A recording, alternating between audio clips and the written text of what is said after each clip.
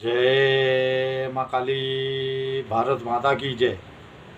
भारतवासियों, 150 साल पूरे होने पर वंदे मातरम की जो चर्चा संसद में हो रही है आज और कल राज्यसभा में होगी, उसके ऊपर मैं कुछ आपको बताना चाहता हूँ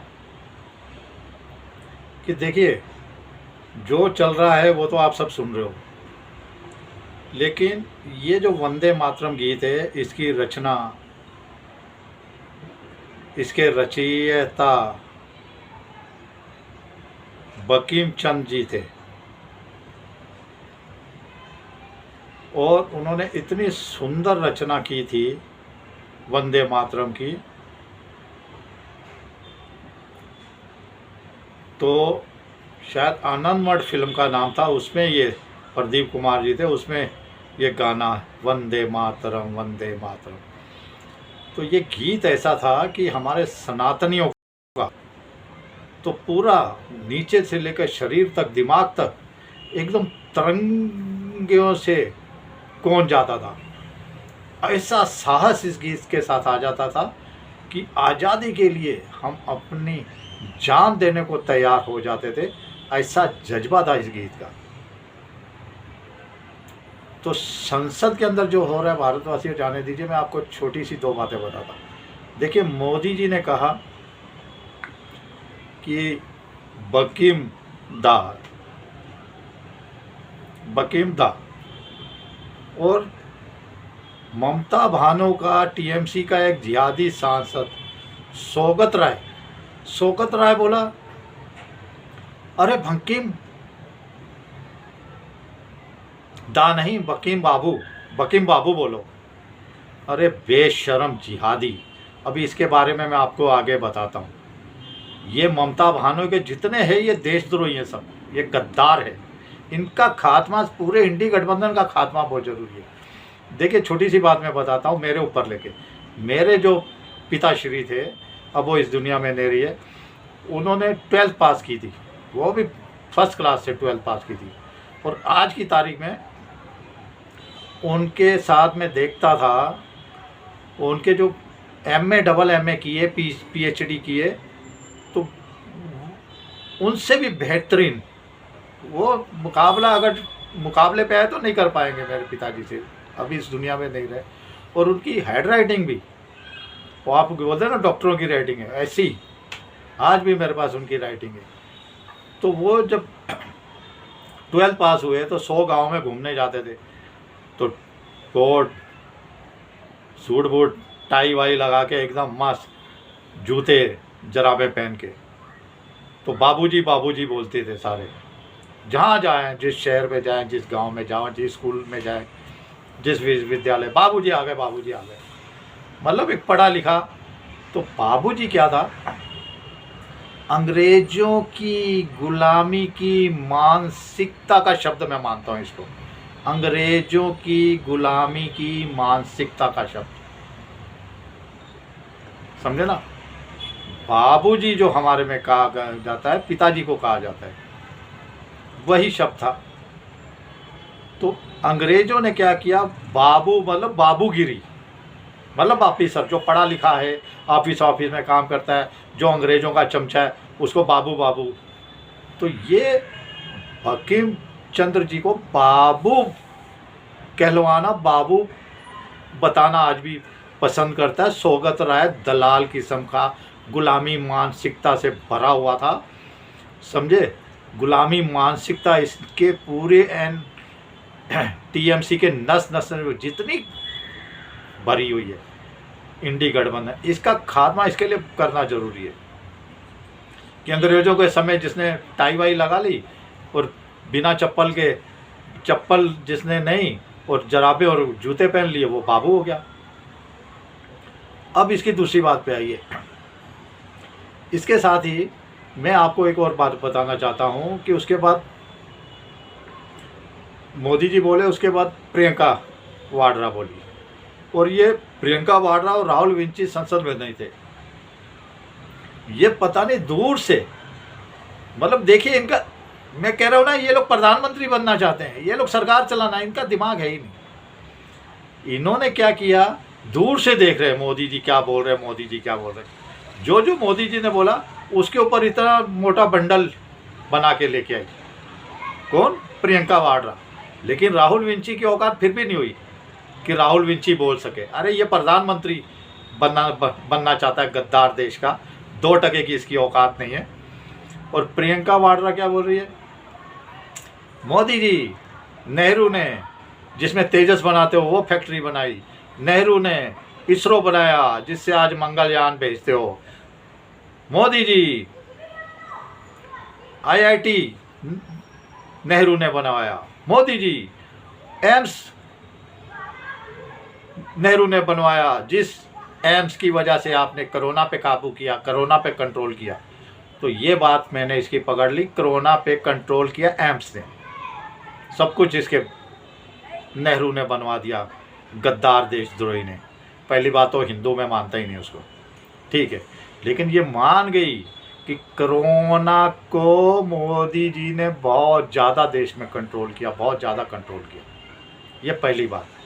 अब दूसरी बात, इसने कहा नेहरू को जितनी गालियां देनी है दे दो, एक दे दो, इंदिरा को दे दो, नेहरू को बार बार गाली, 1 दिन 2 दिन 4 दिन 5 दिन है हफ्ता, उसके बाद तो शांत रखो, उसके बाद चुप हो जाओ, उसके बाद आगे का काम करो।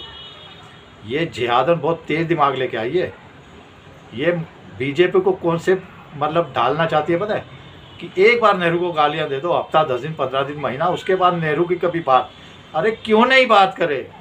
हम 100 साल तक आगे, 1000 साल तक, 2000 साल तक हम कहते रहेंगे, हमारे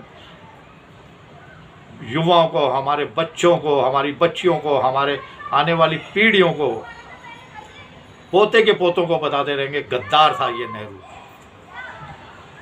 वापस आ जाइए, जो उस समय नेहरू के समय मुस्लिम लीग का हिसाब था ना, मुस्लिम लीग की वजह से वंदे मातरम हटाया था, मुस्लिम लीग की वजह से नेहरू गद्दार। तो आज भी वो मुस्लिम लीग जिंदा है, आज भी उसको वंदे मातरम कहने से परहेज है। एक और बात बोली प्रियंका वाड्रा ने, उसने कहा अरे ये 2 लाइनें हटा दी, 2 लाइनें। अरे मोदी जी, मैं आपको बताना चाहती हूँ, ये सिर्फ नेहरू के पीछे क्यों पड़े हो, इसमें तो बाबा साहब भी थे, इसमें तो सरदार पटेल भी थे, इसमें तो सुभाष चंद्र बोस भी थे, इसमें तो मौलाना भी थे। तो साथ में इसने एक और बड़ी बात कर दी, इसने कहा उसमें श्यामा प्रसाद मुखर्जी भी थे, श्यामा प्रसाद मुखर्जी। तो इसके दिल से एक और बात सच्ची निकल गई, वो ये कि श्यामा प्रसाद, उसने कहा कि श्यामा प्रसाद मुखर्जी भी थे जो आपके नेता हैं, जो आपके सबसे बड़े। तो इसके मुंह से निकल गया कि आज़ादी की लड़ाई में श्यामा प्रसाद मुखर्जी का, बीजेपी का, RSS का और जनसंघ का बहुत बड़ा रोल है। ये मान गई, आज इसने कबूल कर लिया श्यामा प्रसाद मुखर्जी का नाम लेके। देखिए सनातन की शक्ति, मैं बार बार कह रहा हूँ, जब से धर्म दंड ध्वजा लहराई है, अभी तो शुरुआत हुई है, बहुत कुछ देखने को मिलेगा आपको।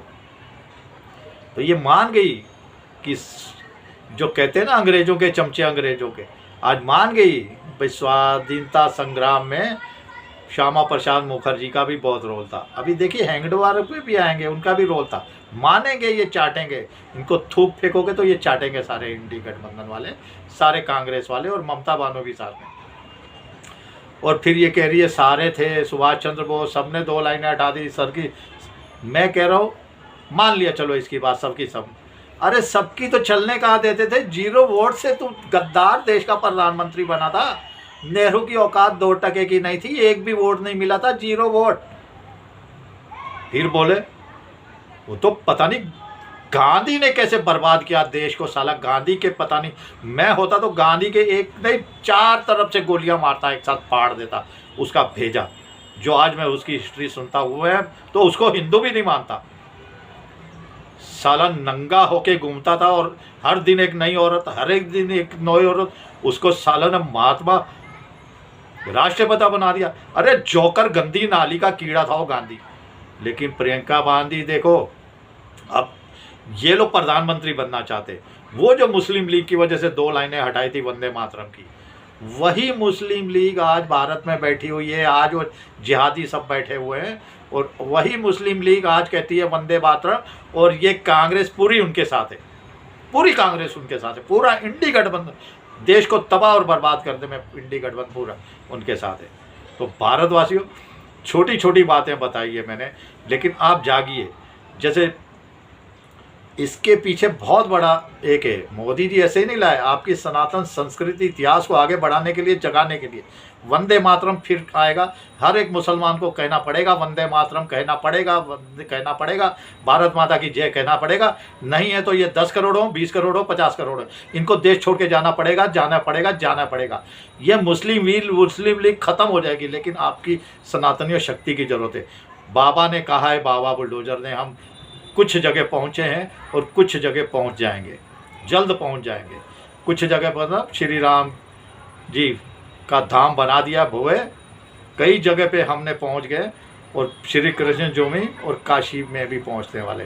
ये बाबा बुलडोजर संदेश इस इंडी गठबंधन को मिटा रहा है। भारतवासियों, ये कलंक है पूरा इंडी गठबंधन, इसको कांग्रेस मत लीजिए। ये टीएमसी, डीएमके, समाजवादी, आरजेडी, आप पार्टी, ये जितने हैं, ये इधर एनसीपी, ये सारे सनातन द्रोही पार्टियां, अगर इनको ख़त्म कर दिया, फिर से सुनिए, अगर इनको ख़त्म कर दिया तो आपने समझो मुसलमानों का सब कुछ ख़त्म कर दिया। ये मुसलमान आपके चरणों में गिरेंगे, आपकी इस पवित्र धरती पर गिरेंगे, आपके नेताओं के चरणों में गिरेंगे, बोलेंगे माफ़ कर दो, हमें इस देश में रहने दो। लेकिन हम इनको इस देश में नहीं रहने देंगे। मोदी जी जब तक हैं, ये देश में सुरक्षित है। मोदी जी के जाने के बाद कोई भी आ जाए, तब इनके साथ हमारा भाईचारा और ख़त्म होने वाला है।